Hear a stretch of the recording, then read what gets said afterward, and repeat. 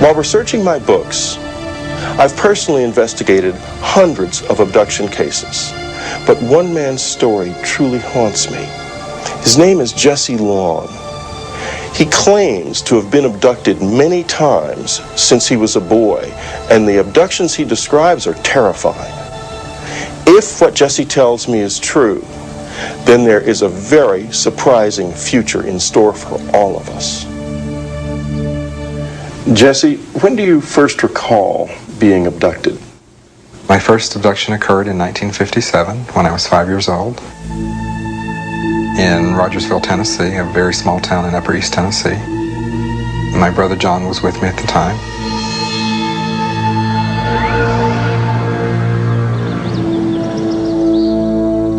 Above the hill behind our house, we came upon what appeared to be a round house under construction. And one man, a taller looking figure, he had a rod, long rod in his hand. A light was emitted from it and we were paralyzed.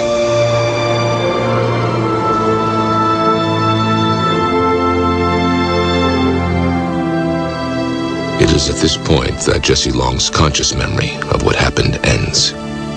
He says it's only through hypnosis that he's been able to remember the rest of this first abduction.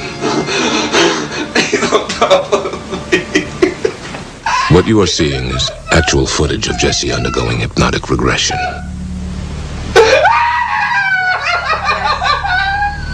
You will not be able to... I remember being taken into the craft, taken into one room. I was placed on a very cold, flat table. My brother was separated and he was taken into another room.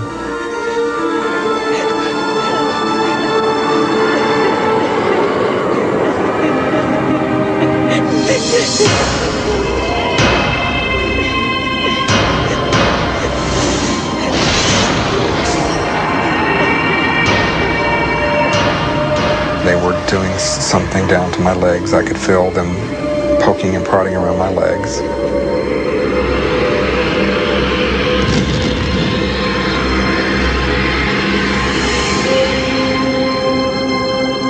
According to Jesse, his abductors inserted a small item, an alien implant, into his left shin. And it was in my body for 34 years. Could you feel it inside you? What did it feel like? It was always painful. I always had to wear my socks below the incision point because it was painful. In 1991, Jesse had the foreign object removed from his leg. There it is. This is actual footage of that procedure. That's a good half-inch long. This is the object that was in my leg. And unfortunately, during the initial test that was done on it, it was broken into two pieces. But that allowed us to look at the inside. Some have dismissed the object as simply a shard of glass. But when it was analyzed at Southwest Research Institute, a materials analysis facility in Texas, the conclusions suggested a greater mystery. According to the lab's report, the object revealed a very remarkable composition and exhibited unique surface characteristics that cannot be explained, and that the questions outnumber the answers. When the object was removed, I was convinced that whatever this object was had something to do with all of my abductions. Jesse Long believes he has experienced a number of abductions since that first incident in 1957. And they became more and more horrific as he grew into an adult. Most of my abductions occurred very similarly.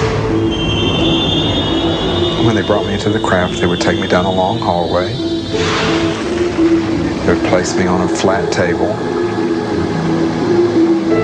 Of course, I was paralyzed and had to be because I was kicking and screaming. I didn't want to be there.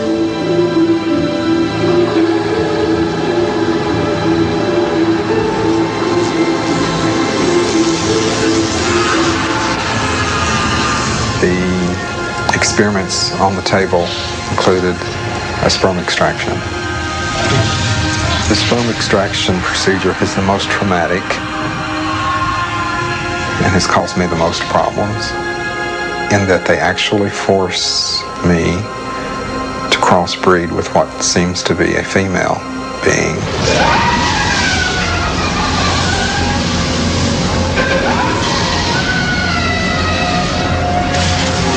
Okay, you're going to wake up.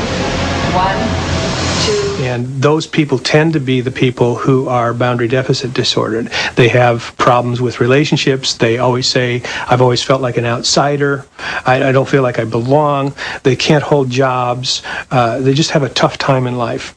And telling this person who's been lost and outside and alone that they do belong, that they're an abductee, that they have an identity, and that there are other people just like them, answers all of those questions for them.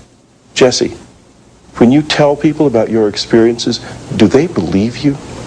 You know, it's not my job to convince anybody. It's my job just to tell you what I've experienced. If you believe it, fine. If you don't believe it, I don't care. This is evidence that can't be ignored, and the story just gets more and more disturbing. What Jesse says happened to him in 1990 may answer the question that hangs over every abduction account. Why is this being done?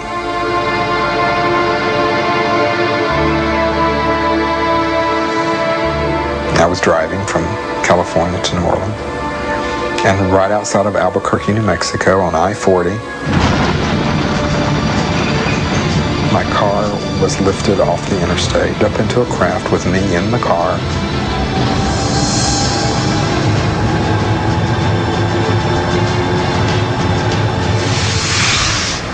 I was taken aboard the craft, placed on a table. I was presented with a baby. I was told, "This is your child."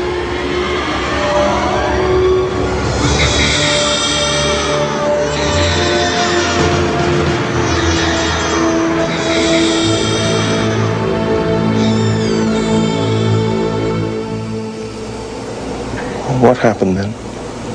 And there were 9 other children standing along the wall. They all looked at me, and I could see, yes, they were mine. Each of the children who were standing along the wall walked up to me lying on the table, and they each touched my hand as they walked by and looked me straight in the eyes. And they walked on out of the room. And the message I was getting from them was, "We're okay. Thank you." If you could confront your abductors, what would you say to them? If I could sit down with one of them right now, I'd ask them one question. I would want to know why me and for what reason. We have thousands and thousands and thousands of people coming forward with these cases, not only around the United States, but around the world as well. David Jacobs based his book The Threat on the explosive issue of hybrids, the crossbreeding of aliens with humans. For Jacobs, stories like Jesse Long's are only the beginning. I think we are looking at a catastrophic situation. I think we are looking at a disaster. We are seeing a unified program here with these beings, a program of physiological exploitation by one species of another. And I know this sounds absolutely insane. We're looking at a colonization program in some way.